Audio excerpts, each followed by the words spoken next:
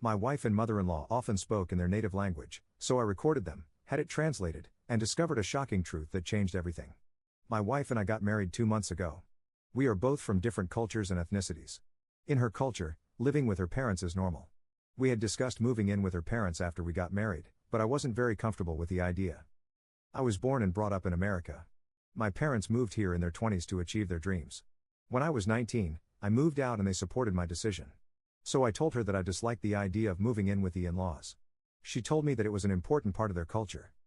I told her that I respected our cultural differences, but that I wouldn't compromise on this. I wanted us to have privacy and I had visited her apartment. It wouldn't fit all of us. Now at this point, I thought that her parents lived with her. She had made it seem that way too. She had told me that she grew up here. We eventually compromised, and she asked me to try it out for a few months. And if I wasn't comfortable, then we could move out. So I agreed. We had a small ceremony when we got married, but it was beautiful. I moved into her apartment and her family was extremely sweet. I didn't feel anything was wrong. Her mother and she would frequently talk in their native language, and I would be curious. I asked her to teach it to me too, but she would refuse and say it wasn't necessary. I told her that I wanted to be a part of their conversations too, but she still wouldn't teach me. Time passed and I took a few classes online, but I was still learning. I only understood a few phrases and words.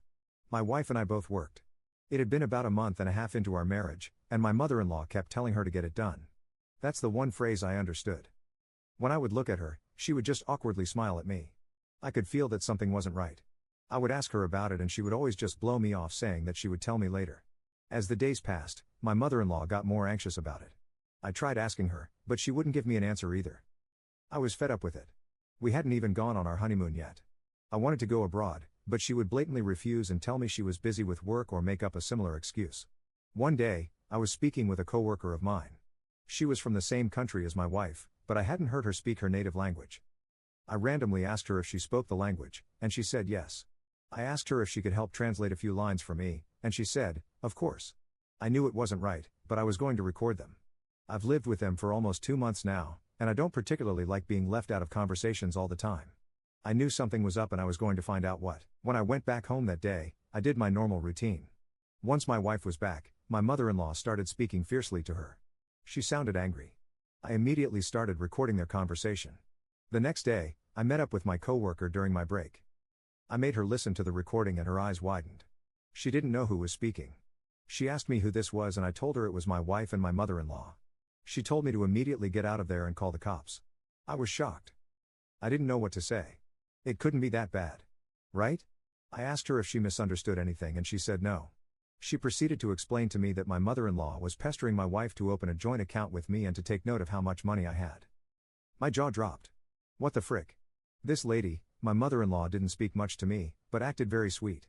I always thought that she was just a reserved person. My coworker continued to tell me that my mother-in-law was pestering my wife to apply for a green card. She said that my wife was almost yelling at her mother to keep her voice down and kept explaining that for a green card, she had to show proof that I was able to support her financially. She then told me that she kept screaming at her to get it done. I didn't know how to react. I remembered my wife asking me to create a joint account and I had refused. I made more than her, but she wasn't aware of that. I wasn't comfortable opening a joint account with her just yet as I had a few of my prior investment plans that needed to be completed. I hadn't disclosed everything to her, and right now I was thankful that I hadn't. I wasn't aware that she didn't have a green card either. She told me she grew up here. My coworker pulled me into a hug. I didn't notice that I had started crying. She told me to report it to the police and file for an annulment. Divorce was not an option in this case. I went home early that day and packed up my stuff. I had informed my father and he was on his way. My mother-in-law wasn't home, but my father-in-law was. When I rolled my bags out, he tried to stop me. He asked me what was going on, but I just ignored him. My father had come up by now. He was enraged, but was keeping calm because of me. I went back with him to his place. I contacted my father's lawyer and filed a report the same day. My wife called me multiple times that evening. My lawyer recommended not talking to her. This was fraud. One thing my coworker very clearly mentioned was something my wife had said. Her exact words were, "Why do you think I married him? Have you seen his house? It's huge. He doesn't know that I don't have a green card. I'll have to coax him into believing my story. We're married now, but we need to wait to make our move." Looks like that a whole forgot that annulment was an option. The audacity they had to speak all of this out in the open right in front of me. It's a good thing I have proof. I don't know how long this will take, but I'll update you all soon. Update 1. 6 months later, The annulment of my marriage has been granted.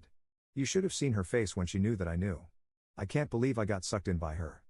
I actually thought she loved me.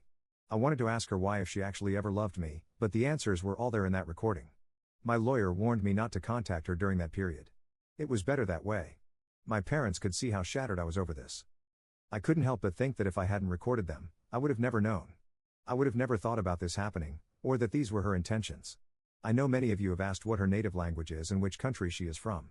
I haven't mentioned that information because I don't want to promote any stereotypes. Of course, charges were pressed against her, and she had to pay for them. There are a few other things I cannot make public.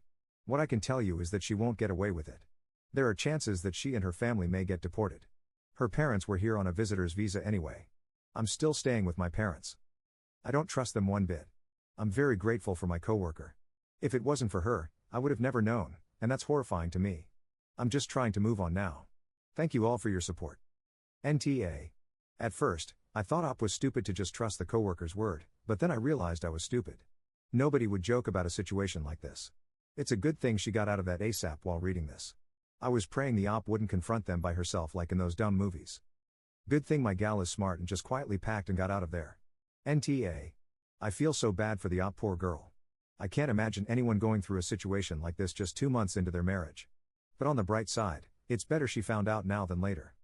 Not gonna lie, it would have been terrible if Op confronted her by herself. These types of people who knows what they're capable of. For the people saying that she should have done more research on her background or found out more about her family. Do you all realize how good she must have been to get her to marry her? Op doesn't seem like a fool either. She followed her gut instinct and found out what was going on. She even tried to learn their language. Of course, her intentions were good when she did so, but these asses, her whole family were in on it. This is fraud. Good thing she got it annulled. A divorce would have been problematic. NTA, and that is why you never disclose your finances fully. She got emotionally played by her. I hope Op and her family can move on and live a better life. Poor people must be traumatized by this experience. Update 2, 1 year later. I never thought I'd be writing another update, but so much has happened that I feel I need to share. The legal proceedings finally concluded last month, and it was even worse than I initially thought. During the investigation, they discovered my ex-wife had attempted this same scheme before with another person in a different state. She had managed to escape detection that time because the previous target hadn't pursued legal action, fearing immigration consequences for themselves. My father's lawyer was incredible throughout this whole process. She managed to uncover a network of similar marriage fraud cases connected to my ex-wife's extended family. Apparently, this was something of a family business, arranging fraudulent marriages for people seeking green cards. They specifically targeted financially stable American citizens who lived alone or had minimal family involvement. The hardest part was discovering that my ex-wife had detailed notes about me from before we even met. She had researched my family's background, my career, and even my daily routines. There were screenshots of my social media posts going back years, all annotated with observations about my financial status and personality traits that could be exploited.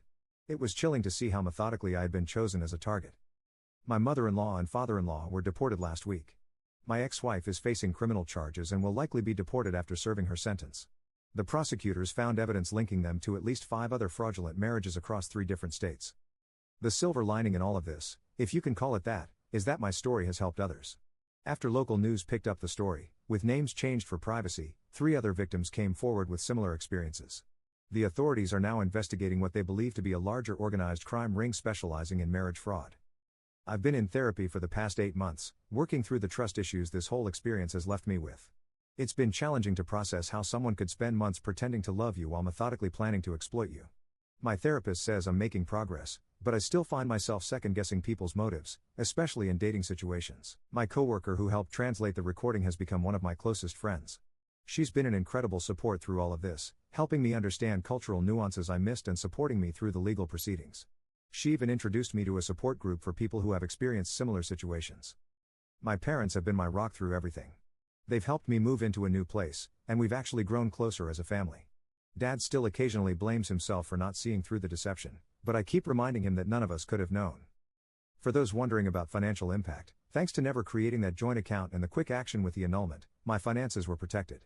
The court even ordered my ex-wife to pay restitution, though I'm not holding my breath on ever seeing that money. I'm slowly starting to date again, though I'm much more cautious now. I've learned to trust my instincts when something feels off, and I'm no longer afraid to ask difficult questions early in relationships. I'm also taking language classes again, this time just for myself, and it's actually becoming a passion of mine. To everyone who supported me through my original posts, thank you. Your comments helped me feel less alone during one of the darkest periods of my life. To anyone who might be going through something similar, trust your gut, document everything, and don't be afraid to reach out for help. There are people and resources available to support you. I'm hoping this will be my final update. I'm ready to close this chapter of my life and move forward.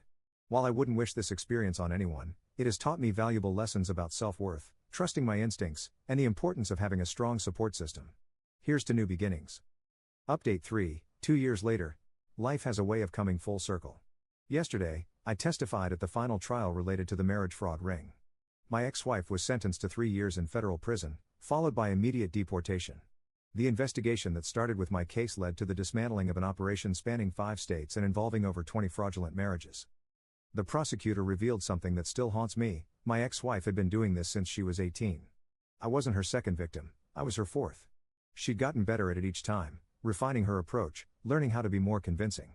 The notes they found about me were just the tip of the iceberg. But this update isn't about her. It's about healing. Remember my coworker who translated the recording? Well, she's now running a support organization for victims of marriage fraud. I volunteer there on weekends, helping others navigate the legal process and emotional recovery. It's therapeutic, turning something painful into something purposeful. Last month, I gave a talk at an immigration fraud awareness conference. Speaking about my experience was terrifying, but the response was overwhelming. Several attendees approached me afterward, sharing similar stories. Some had never told anyone before. We're working on creating a nationwide support network. My parents have become advocates too. Dad, especially, has thrown himself into raising awareness in our community. He's organized workshops with local law enforcement about detecting marriage fraud schemes. Mom jokes that he's found his second calling. The therapy has paid off. I'm dating someone new, someone wonderful who understands my past and respects my need for transparency. She's patient with my occasional moments of doubt and actually encouraged me to keep speaking at awareness events. We've been together for 6 months, and for the first time since everything happened, I'm excited about the future. I finally moved back into my own place, though I have dinner with my parents twice a week now. Our relationship is stronger than ever. Dad no longer blames himself, and Mom has stopped checking my dating app profiles, mostly. The language classes I started taking? I'm now fluent in Spanish and starting Mandarin. It's become more than a hobby. I'm considering getting certified as a translator to help others who might be in situations similar to what I faced. Sometimes I think about that recording, how one desperate decision to understand what was happening around me changed everything. My lawyer still uses my case as an example in her fraud prevention seminars. She says my story has helped change how law enforcement approaches marriage fraud investigations. To the Reddit community that supported me through this journey, thank you. Your words of encouragement, advice, and even your anger on my behalf helped me feel less alone. To those who shared their own stories in the comments, you gave me strength when I needed it most. I'm not angry anymore. I'm not even sad. I've found purpose in this pain, using my experience to help others avoid or escape similar situations. Life isn't perfect, but it's good. Really good. They say what doesn't kill you makes you stronger. I don't know about that, but I do know that what hurts you can help you help others. And sometimes, that's enough to make the hurt worth it. This is definitely my last update. Not because the story is over, but because it's time to start a new one. Thank you all for being part of my journey to healing.